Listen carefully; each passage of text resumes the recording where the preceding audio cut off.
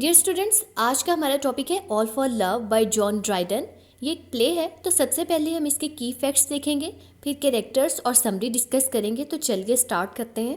Title है all for love, लेकिन इसके अलावा इसका एक और टाइटल भी है, द वर्ल्ड वेल लॉस्ट। ठीक है, तो हम कह सकते हैं कि इसके दो टाइटल्स हैं। Written by John Dryden. John Dryden को कौन नहीं जानता, इंग्लिश पोइट, लिटरेरी क्रिटिक और प्ले राइट थे। और उसके अलावा सबसे इम्पॉर्टेंट बात यह है कि ये इंग्लैंड के फर्स्ट पोइट लॉरिएट थे। 1668 में इन्हें इंग्लैंड के पोइट लॉरिएट अपॉइंट किया गया था। अब आप सोच रहे होंगे कि ये पोइट लॉरिएट कौन होता है। तो पोइट लॉरिएट गवर्नमेंट की तरफ से ऑफिशियली एक पोइट अपॉइंट किया जाता है, जिसका पर्पस होता है कि वो रॉयल इवेंट्स के लिए, कोर्ट के लिए और नेशन के लिए, यानी नेशनल इवेंट्स के लिए पोएम्स कंपोज करे। जॉन ड्राइडन ने ये प्ले 1677 में लिखा। 1677 में ही स्टेज पे दिखाया गया और place premiere London. Published in 1678। Language है इंग्लिश और ब्लैंक वर्स में लिखा गया है। मतलब ये है कि ये प्ले पोइट्री में लिखा गया है, प्रोज में नहीं है। Subject adaptation of Antony and Cleopatra bye Shakespeare. Shakespeare ने एक प्ले लिखा था, एंटनी एंड क्लियोपैट्रा। तो जॉन ड्राइडन ने उसी प्ले को थोड़ी बहुत चेंजिंग करके ऑल फॉर लव के नाम से पब्लिश किया। Literary period restoration. Restoration period means 1660 से लेके 1700 तक का जो टाइम पीरियड था उसको हम रेस्टोरेशन पीरियड बोलते हैं। ये वो टाइम था जब मोनार्की रीस्टोर हुई थी, तो इस वजह से हम इसको रेस्टोरेशन पीरियड बोलते हैं। मींस चार्ल्स सेकंड जो है वो थ्रोन पर वापस आ गए थे। तो खैर ये बहुत लंबी डिटेल हो जाएगी। Genre heroic tragedy. Heroic tragedy की एक टाइप थी और जिसको जॉन ड्राइडन ने स्टार्ट किया था। ये ट्रेजिडी 1660 से लेके 1670 तक बहुत ज़्यादा लिखी गई। और इसका पर्पस क्या था? इसका पर्पस था कि एरिस्टोक्रेटिक क्लास को एंटरटेन किया जाए और इसमें थीम्स भी बहुत हीरोइक किस्म की होती थी। ऐसी ट्रेजिडीज़ में हीरोज़ बहुत ज़्यादा ब्रेव होते थे और हीरोइंस एक्सट्रीमली ब्यूटीफुल होती थी। उसके अलावा ब्लड शेड, वायलेंस, ये चीज़ें बहुत ज़्यादा दिखाई जाती थी। Setting Alexandria, Egypt. इस प्ले के बारे में मैं आपको कुछ इंपॉर्टेंट इन्फॉर्मेशन बताती हूँ। It first appeared in 1677, was revived in 1700 and 1800। इस प्ले को पहली दफ़ा स्टेज पर 1677 में दिखाया गया, उसके बाद 1704 में दिखाया और फिर 1704 से लेके 1800 तक इसको 123 टाइम्स स्टेज पर दिखाया गया। तो इसका मतलब कि ये बहुत ज़्यादा फेमस हुआ। Dryden dedicated it to Earl of Danby, Thomas Osborne. Dryden ने इस प्ले को थॉमस ऑसबॉर्न, जो कि अर्ल ऑफ डेनबे थे, उन्हें डेडिकेट किया था। अब हम डिस्कस करते हैं इस प्ले के इंपॉर्टेंट कैरेक्टर्स को। ये एंटनी और क्लियोपैट्रा की लव स्टोरी है।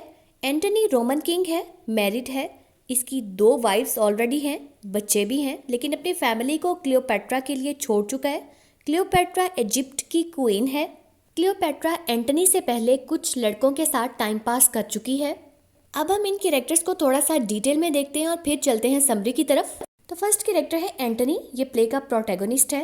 रोमन जनरल है, पॉलिटिकल लीडर है। रोम के 3 रूलर्स हैं, जिनमें से एक एंटनी है, सेकंड लेपिडस है और थर्ड ऑक्टेवियस सीजर है। एंटनी बाय नेचर बहुत अच्छा है, लेकिन ये क्लियोपैट्रा से लव करता है, तो इस वजह से अपनी पहली दोनों वाइफ्स को छोड़कर ये क्लियोपैट्रा के पास इजिप्ट में पड़ा हुआ है। सेकेंड इंपॉर्टेंट कैरेक्टर है क्लियोपैट्रा। ये इजिप्ट की क्वीन है और एंटनी की लवर है।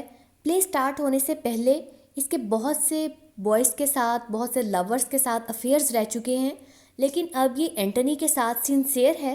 ये बहुत ज़्यादा खूबसूरत है, एक्सट्रीमली ब्यूटीफुल है, लेकिन इसकी नेचर थोड़ी सी फ्लर्टियस है। इसके डोलाबेला और ऑक्टेवियस सीजर के साथ अफेयर रह चुके हैं। ऑक्टेविया ये एंटनी की वाइफ है, ऑक्टेवियस सीजर की बहन है। बहुत ही नोबल और विर्चुअस किस्म की लेडी है। ये फैमिली ओरिएंटेड है, इसके लिए इसके बच्चे और हस्बैंड बहुत ज़्यादा इम्पॉर्टेंट है। और ये क्लियोपैट्रा की बिल्कुल ऑपोजिट है। ये इजिप्ट भी जाती है ताकि एंटनी को कन्विंस कर सके और इसे वापस अपने साथ रोम लेके आ सके। नेक्स्ट कैरेक्टर है वेंटीरियस। ये रोमन आर्मी में जनरल है और उसके अलावा ये एंटनी का बहुत ही अच्छा दोस्त है। ये एंटनी के साथ बहुत सी जंगें भी लड़ चुका है, एंटनी को बहुत अच्छे से जानता है। ये एंटनी को समझाता है कि ये वापस अपनी फैमिली के पास रोम आ जाए। काफ़ी कोशिश करता है, लेकिन इसकी कोई भी कोशिश कामयाब नहीं होती। सेरापियन ये टेम्पल ऑफ आइसिस का प्रीस्ट है और ये इजिप्ट के फ्यूचर के बारे में कुछ प्रिडिक्शंस कर रहा है। लास्ट कैरेक्टर है अलेक्सिस। ये क्लियोपेट्रा का यूनक है। पुराने ज़माने में अमीर लोग यानी स्पेशली जो रॉयल फैमिलीज़ होती थी वो अपने लिए सर्वेंट्स के तौर पे यूनक्स को रखते थे और इन्हें बहुत ज़्यादा ट्रस्टवर्दी किस्म के सर्वेंट्स समझा जाता था। तो इस प्ले में भी क्लियोपेट्रा का यूनक अलेक्सिस है और ये उसके साथ बहुत सिंसियर है। थ्रू आउट द प्ले ये कोशिश करता है कि क्लियोपेट्रा और एंटनी एक दूसरे के करीब रहें। ये थे इंपॉर्टेंट कैरेक्टर्स। अब हम चलते हैं समरी की तरफ। जॉन ड्राइडन ने इस प्ले के स्टार्ट में बताया है कि वो इस प्ले को थॉमस ऑसबॉर्न जो कि अर्ल ऑफ डनबे हैं उन्हें डेडिकेट करते हैं।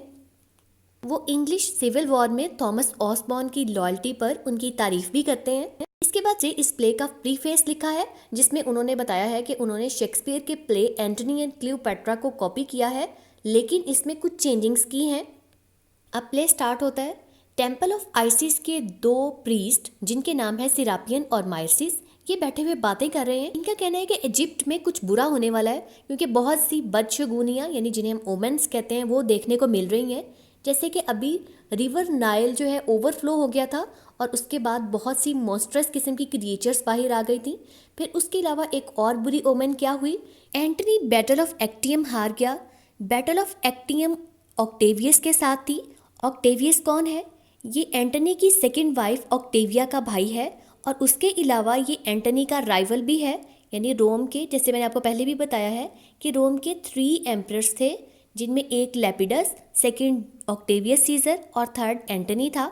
एंटनी अब सब कुछ छोड़ के इजिप्ट बैठा हुआ है। ऑक्टेवियस और एंटनी की अब एक बैटल होती है बैटल ऑफ एक्टियम के नाम से जिसमें एंटनी हार जाता है। दोनों प्रीस्ट अब ये बातें कर रहे हैं कि ये सारी चीज़ें जो हैं ये बुरी ओमेंस हैं और ये बता रही हैं कि इजिप्ट में कुछ बुरा होने वाला है। तो इस पर क्लियोपेट्रा का यूनक यानी उसका जो सर्वेंट है अलेक्सिस वो इन दोनों प्रीस्ट को डांट देता है और कहता है कि ये तुम नॉनसेंस बोल रहे हो, खामोश हो जाओ। एंटनी ने जंग में हारने के बाद अपने आप को कमरे में बंद किया हुआ है।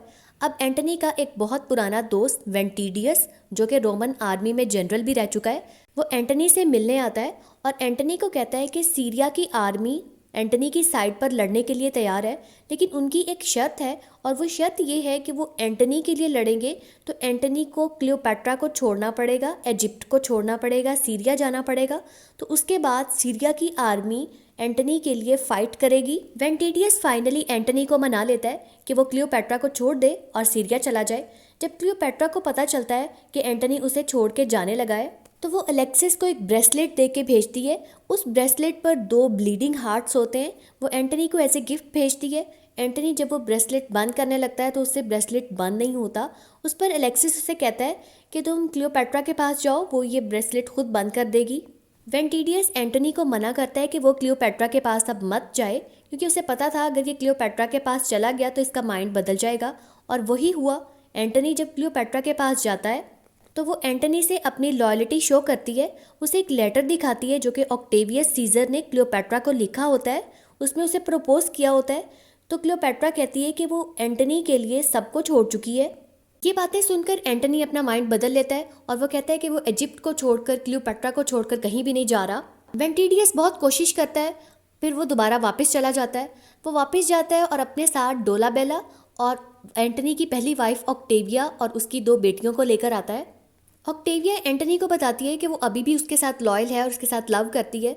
एंटनी जब अपनी दोनों बेटियों से मिलता है तो वो एग्री हो जाता है और वो सोच लेता है कि वो इजिप्ट को छोड़ देगा और दोबारा रोम वापस अपनी फैमिली के पास चला जाएगा। रॉयल पैलेस में ऑक्टेविया और क्लियोपेट्रा का आमना सामना होता है। अब ये दोनों आपस में लड़ती हैं, एक दूसरे को बहुत बुरा भला कहती हैं, बातें सुनाती हैं।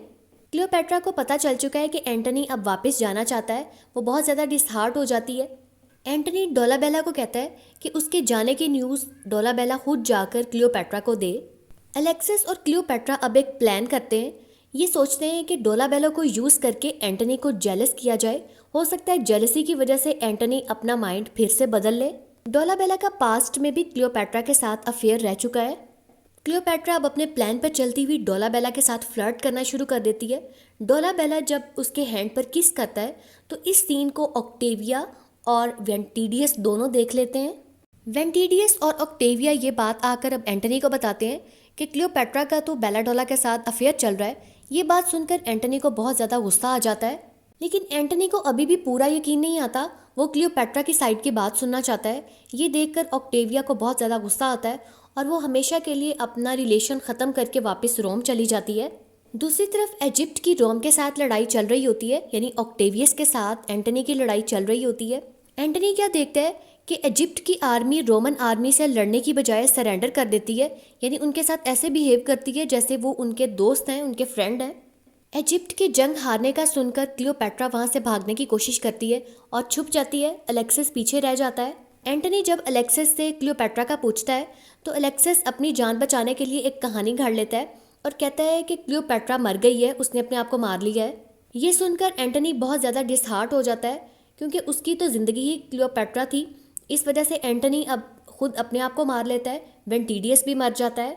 जब क्लियोपैट्रा को अलेक्सिस के झूठ का और उसके प्लान का पता चलता है तो वो जल्दी से वापस आती है। जब वो वापस आती है तो एंटनी उस टाइम पे अपनी आखिरी सांसें ले रहा होता है और वो क्लियोपैट्रा की बाजुओं में अपनी जान दे देता है। एंटनी अब मर जाता है और एंटनी की मौत को देखकर क्लियोपैट्रा कहती है कि उसके ज़िंदा रहने का भी कोई फ़ायदा नहीं है। वो अपने अटेंडेंट्स को कहती है एस्पिक्स लेके आओ। एस्पिक्स इजिप्ट में पाए जाने वाले बहुत ही जहरीले किस्म के सांप होते हैं। इन सांपों के डसने की वजह से क्लियोपैट्रा और उसके दोनों सर्वेंट्स की डेथ हो जाती है। क्लियोपैट्रा मरने से पहले ऑक्टेवियस को चैलेंज करती है कि अब वो एंटनी और क्लियोपैट्रा को अलग करके दिखाए। मरने के बाद अब वो दोनों हमेशा के लिए एक साथ होंगे। सिरोपियन प्रीस्ट अलेक्सिस को चेन्स में बांधकर थ्रोन रूम में एंटर होता है और जब ये सारी डेड बॉडीज़ को देखता है तो ये कहता है कि एंटनी और क्लियोपैट्रा बहुत ज़्यादा नोबल नज़र आ रहे हैं और ये विश करता है कि हेवन में ये दोनों बहुत ही हैप्पी और बहुत ही अच्छी लाइफ गुजारेंगे। यहाँ पे प्ले एंड हो जाता है। तो ये थी कंप्लीट प्ले की समरी। आई होप आपको बहुत अच्छे से समझ आई होगी। तो मेरी वीडियो को लाइक और शेयर करना आपने बिल्कुल नहीं भूलना। मेरे चैनल को भी आपने सब्सक्राइब ज़रूर करना है। Thank you for watching.